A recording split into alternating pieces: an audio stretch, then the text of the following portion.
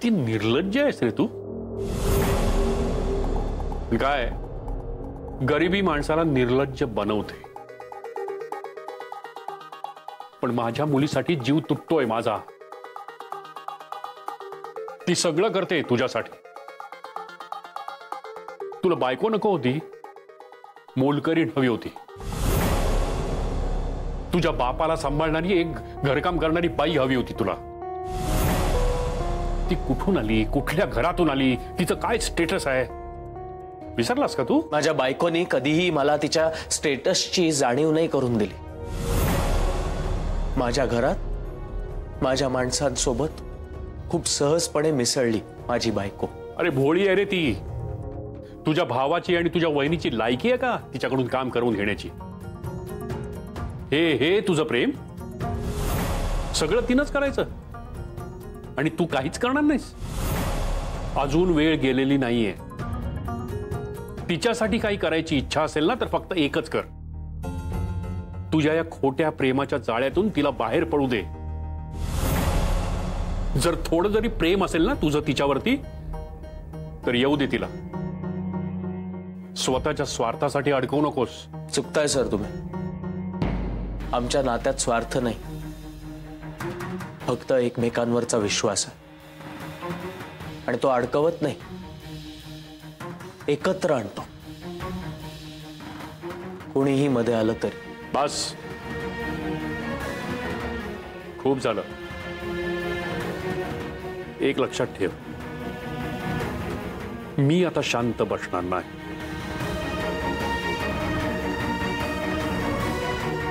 मी आता आदितीला तुझ्या सोबत राहू देणार नाही.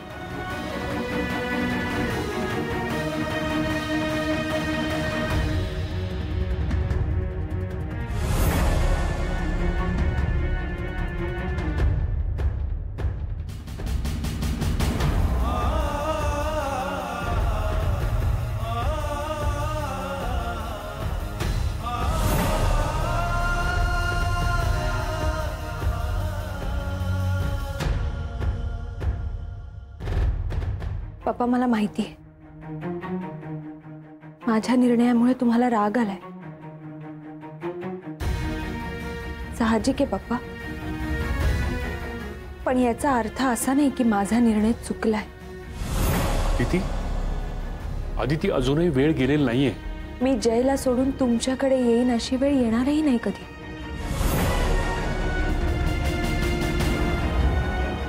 पप्पा मला माहिती आहे तुम्ही माझ्यासाठी सगळं कराल. उलट आजपर्यंत तुम्ही माझ्यासाठी खूप केलंय पप्पा. पण माझी खात्री माझ्या वडिलांनी लग्नाआधी माझ्यासाठी जेवढं केलंय ना तेवढंच माझा नवराही नक्की करेल.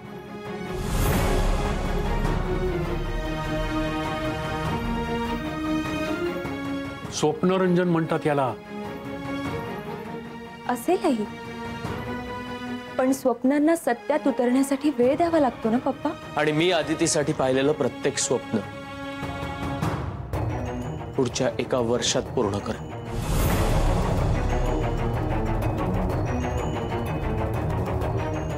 तुम्ही दिलेलं प्रत्येक सुख मी तिला देईन. बोलण्यासाठी खूप सोपं असतं हे सगळं, पण प्रत्यक्षात आणणं तितकंच कठीण. पण अशक्य मात्र नक्कीच नाही. आणि माझ्या बायकोनी जो आजवर माझ्यावर विश्वास दाखवला तो विश्वास म्हणजेच माझी शक्ती, माझा आधार.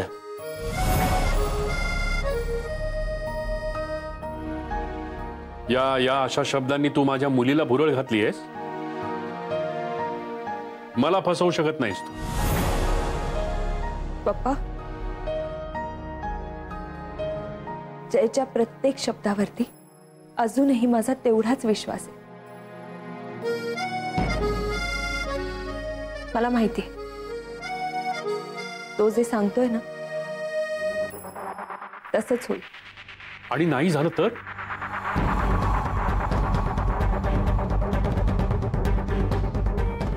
तर मी तुम्हाला वचन देते तसं नाही झालं तर मी स्वतःहून येईन तुमच्याकडे, कायमची.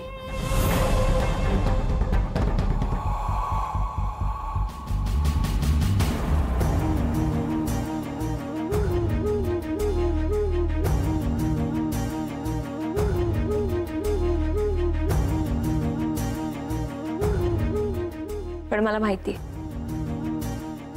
ती वेळ, तो दिवस कधीच येणार नाही.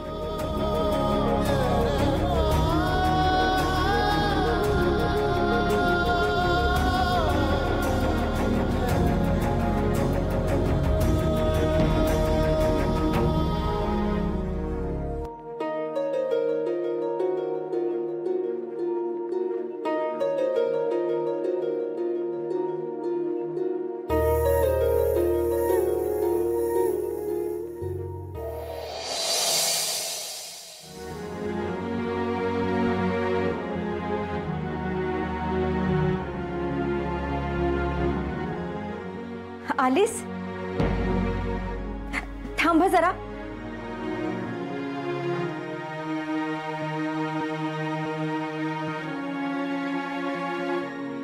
अगं तुमच्या सुखी संसाराला कोणाची दृष्टी लागू नये ना, म्हणून.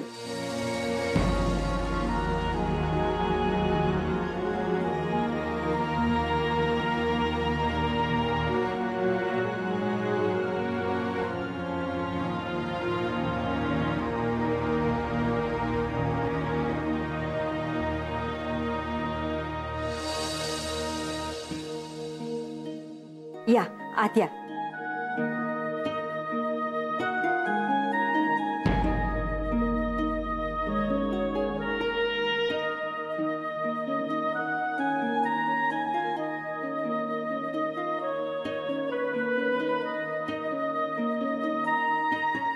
ये बस इथे. सावकाश. हा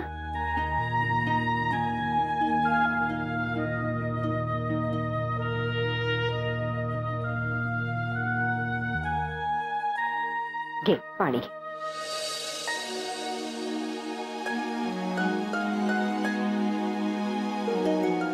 बरं वाटतंय ना आता? हो. जय, डॉक्टरांनी सांगितल्याप्रमाणे सगळी औषधं आणलीस ना तू? हो काकू. मग मला एकदा ते सगळं दाखवून ठेव. हं. आणि आदिती, आता विश्रांती घ्यायची बरं का? काकू अहो काळजी नका करू. हॉस्पिटलमध्ये इतके दिवस मी आरामच करत होते. अगं मग आता काय तुला किचन मध्ये येऊन काम करायचंय की काय? नाही हं, मुळीच किचन मध्ये यायचं नाही, पडून राहायचं. अगं मनाला बरं वाटलं असलं तरी शरीराला विश्रांती लागतेच. आणि जय, ही तुझी जबाबदारी आहे बरं का? हिनी जर का आराम केला नाही ना तर नाहीतर काय? तर मी कॉन्ट्रॅक्ट कॅन्सल करीन. काकांची आठवण आली आहे. ते असते ना तर त्यांनी स्वतःच लक्ष दिलं असतं आदितीकडे. हो काकू. आदिती, काकू म्हणतात तसंच करायचं. खरंच तुला आरामाची खूप गरज आहे. आणि बर, आता असं बोलत बसू नकोस. मी सूप करते तुझ्यासाठी, ते पी आणि पडून राहा.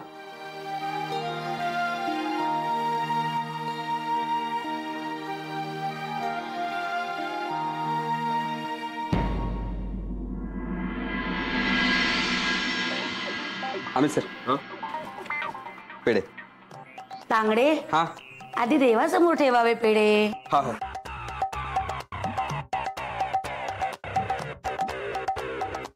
ठीक आहे. कसले पेढे कसले आहेत? आदिती मॅडमला डिस्चार्ज मिळाला ना त्याचे पेढे. रजनी मॅडम या. ठीक आहे. त्यांचं असं झालं ना, माझा जीव एकदम घाबरला. हॉस्पिटलमध्ये जायची पण हिंमत झाली नाही माझी. शेवटी मारुतीच्या देवळात गेलो त्याला जाब विचारायला. मला असं कसं केलं सर तू? त्याला नवच बोललो. म्हणलं आदिती मॅडमला लवकर बरं होऊ दे, ऑफिसमध्ये सगळ्यांना पेढे वाटेल, त्याचे पेढे. किती जीव लावते ना सगळ्यांना आदिती. हो, त्या किती सगळ्यांची काळजी घेतात. मग त्यांच्याबद्दल सगळ्यांनाच काळजी वाटणार ना. जय साहेब तर त्यांचा जीव तर नुसता घाबराघोबरा झाला होता. हो, रात्रभर उशाशी बसून होता तो. हो, पण एवढं काही सिरियस नव्हतं. हो, दोघं एकमेकांना अगदी सांभाळून घेतात. अशा परिस्थितीत कोणी कोणाला सांभाळून घेईल ना. काय सगळ्यांचं तोंड गोड झालं असेलच ना, तेव्हा आता आपापली कामं सांभाळा. नवरे नाही, जनरली तुम्ही सोडून ऑफिस मधल्या बाकी सगळ्यांचं तोंड गोडच असतं. तो पेढ्याचा बॉक्स घ्या जरा, बघा काही फरक पडतोय का. पुरे पुरे कामं करा.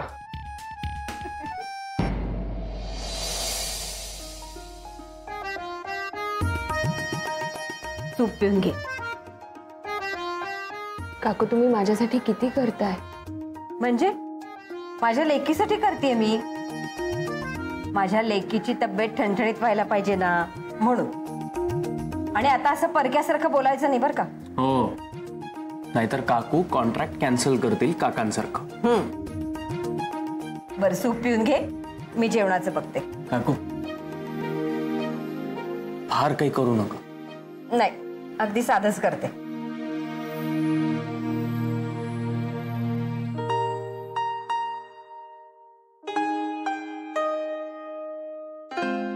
थांब.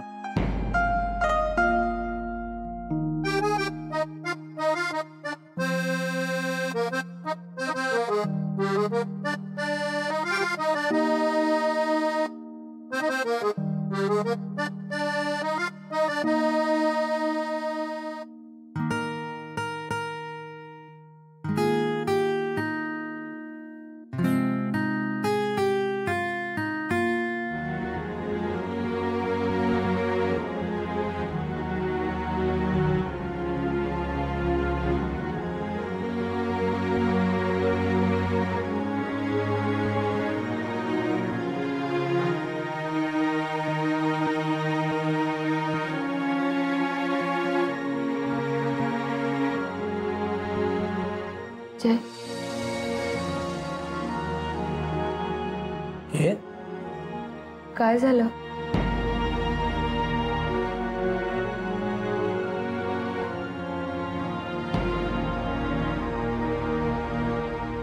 तुला खूप मिस केलं या काही दिवसात. म्हणजे तू समोर असून सुद्धा नसल्यासारखी होतीस अदिती.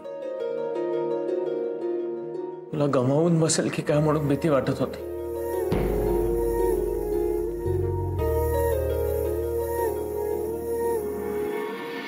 या एका अपघाताने खूप मोठी परीक्षा घेतली आपली अदिती. पण तरीही आपण जिंकलो जय. हा दुरावा आपल्याला जवळ आणण्यासाठी होता, आपल्यातला अबोला तोडण्यासाठी.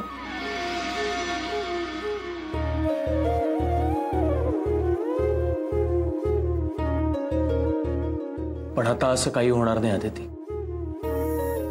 तुझ्या पप्पांना जे चॅलेंज दिलंय ना, ते वरवरचं नाही.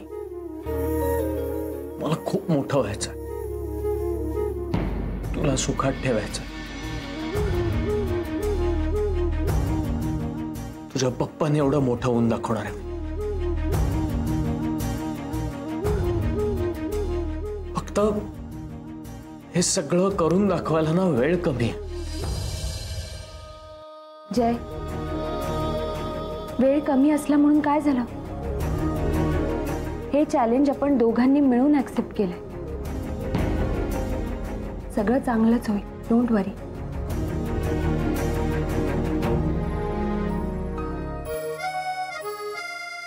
तू बरोबर असेल, सगळं पॉझिटिव्ह आहे.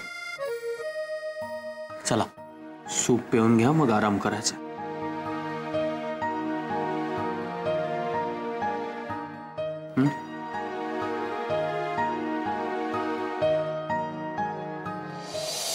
हो, डिस्चार्ज दिला डॉक्टरांनी.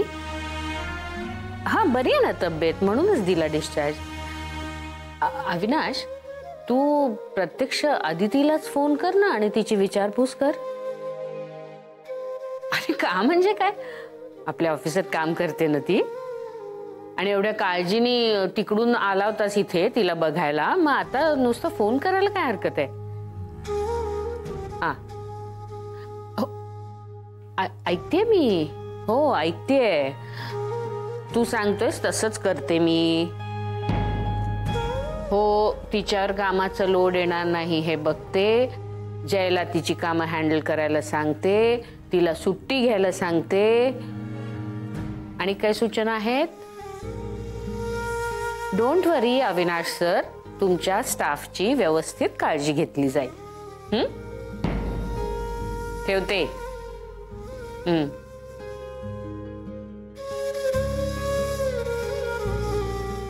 आता अविनाशशीच बोलत होते ना. ऑफिसातल्या कामाबद्दल याने काहीच विचारलं नाही, फक्त अदितीचीच चौकशी करत होता. जय, औषध नको, खूप कडू असतं. आदिती, हे कडू असलं तरी औषध आहे ना. नको ना प्लीज. आदिती पटकन डोळे बंद कर. औषध पिऊन टाक पटकन.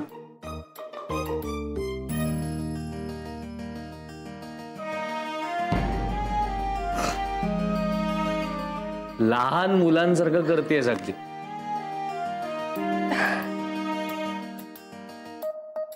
तुला माहितीये जय, मी लहान असताना ना मम्मा औषध पाजण्यासाठी नाक दाबून तोंड उघडायची माझं. मग पप्पा रागवायचे तिला, म्हणायचे ती नको म्हणतीये ना, मग नको देऊ ना. मग ह्यावरून दोघांमध्ये वाद व्हायचे. तोपर्यंत ना मी गपचूप जाऊन कुठेतरी लपून बसायचे. मग काय घरभर शोधाशोध.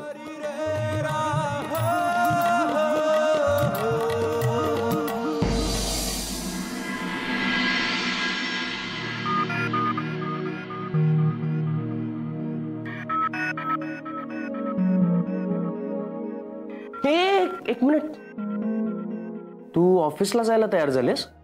हो. आदिती, तू वेडी झालीस का? काल डिस्चार्ज मिळाला ना तुला? जय मला सांग, डॉक्टर पेशंट्सला डिस्चार्ज केव्हा देतात? जेव्हा पेशंट पूर्ण बरा होतो. हा मग काय, मी बरी झाली आता. I am all fit. नाही नाही नाही आदिती, माझं चुकलं. मी तुला विचारलं तू वेडी झालीस का? तू वेडी आहेस. जय हे बघ आदिती, डिस्चार्ज मिळालाय म्हणजे लगेच तू कामाला जा असं नाही सांगितलंय डॉक्टरांनी. तुला आराम करणं गरजेचं आहे. जय मला कळतंय, पण आपण एक दिवस जरी ऑफिसला नाही गेलो तर त्या एका दिवसाची सॅलरी कापली जाते. अरे त्या सॅलरी पेक्षा तू बरं होणं जास्त गरजेचं आहे आदिती. मला घरी बसून कंटाळा येतो. काही कंटाळा वगैरे येत नाही. तू आराम करण्याचा कंटाळा करू नको. काय झालं? कसला कंटाळा आणि कुणाला कंटाळा आलाय? बरं झालं आलात तुम्ही काकू. जरा समजवा तुमच्या मुलीला. ऑफिसला निघाली. काय? नाही आदिती, ऑफिसला वगैरे काही जायचं नाही. हा आता तुला जर कंटाळा येत असेल तर आपण हॉलमध्ये मस्त गप्पा मारूया, मला पण कंपनी मिळेल. डन. आदिती, तू काकूंबरोबर गप्पा मारत बस, त्यांना कंपनी दे आणि नंतर आराम कर. हो जय, पण या बाबतीत नवऱ्याचं ऐकायला पाहिजे तुला. अगं नवरा बायकोला विश्रांती घ्यायला सांगतोय, असे क्षण फार कमी येतात. अशी संधी सोडायची नसते. चला, हीच ती वेळ. नाही आता दोन बायका पुरुषांबद्दल गॉसिप करायला लागल्या म्हणजे मी इथे थांबणं योग्य नाही ना. चला मी निघतो. तू आराम, मला जरा फोन दे ना प्लीज. थँक्यू. आराम कर. येतो काकू. हाय जय. हॅलो. जय कसा आहेस? बरं. आणि आदिती? काय रे, कशी आहे ती? काय म्हणाले डॉक्टर? तू होतास ना बरोबर? काय म्हणाले डॉक्टर सांग ना. हो ना, फोनवर पण तिच्याशी बोलता नाही आलं. डॉक्टर काय म्हणाले? अरे हो हो ठीक आहे ती. आणि डॉक्टरांनी सांगितलं की ऑफिसला जायला काही हरकत नाहीये, एवढी काही काळजी करण्याची गरज नाही. मॉर्निंग. Good morning. अरे जय आलास? आज जरा बरा दिसतोय चेहरा तुझा. अदितीसाठी खूप धावपळ केलीस तू. खरंच कौतुक वाटतं मला तुझं. कशी आहे ती आता? घरी आराम करते ना? फोन केला होतास का? हो, आज सकाळी निघताना फोन केला होता तिला, झोपली होती. मी सुद्धा आता करणार आहे तिला फोन. तिला 8 दिवसाची रजाच घ्यायला सांगते मी आता. हो, नाहीतर लगेच ऑफिसला यायची काय. हो ना, हो तुम्ही बोला तिच्याशी, तुमचं ऐकेल ती. हो, आरामाची गरज आहे तिला. जे तिची सगळी कामं तू सांभाळशील ना?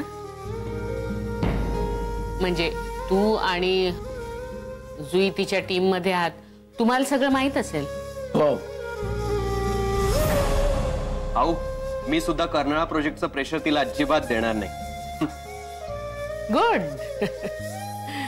Very good. चला, म्हणजे अदितीला आता हक्कानी 8 दिवसाची रजा घेता येईल. ओके.